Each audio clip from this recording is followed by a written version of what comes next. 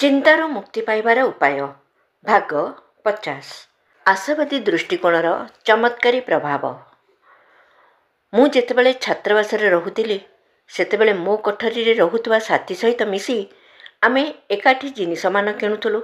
ବାସ୍ନା ତେଲର ବୋତଲ ଅଧା ହୋଇଯିବା ପରେ ସେ କହିଲା, ଦେଖିଲୁ ତେଲ କେତେ ଶୀଘ୍ର ସରିଗଲା, 20 ଦିନରେ ବୋତଲ ଅଧା ହୋଇଗଲା।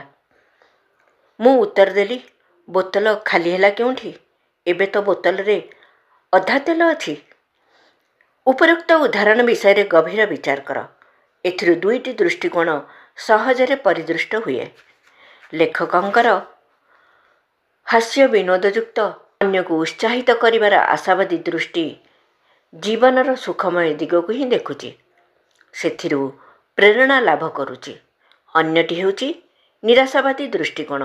ସବୁକିଛି ଥାଇ ସୁଦ୍ଧା ଏହା ଚିନ୍ତାର ମହାବ୍ୟାଧି ସୃଷ୍ଟି କରି ଅର୍ଦ୍ଧମୃତ କରିଦିଏ।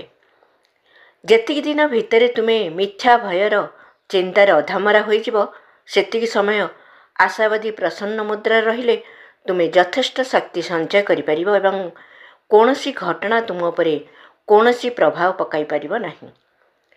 ଆମେ ଆମର ଭୁଲ ଦୃଷ୍ଟିକୋଣକୁ ବଦଳାଉ ନାହୁଁ। ଏହା କେତେ ଦୁଃଖର ବିଷୟ। ଆମଠାରେ ଆଶା, ଉତ୍ସାହ ଓ ହିତକାରୀ ଦୃଷ୍ଟିକୋଣ ରହିବା ଉଚିତ।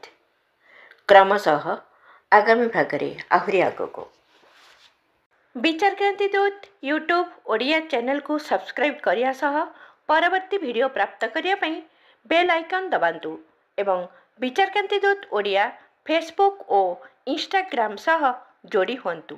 ଧନ୍ୟବାଦ।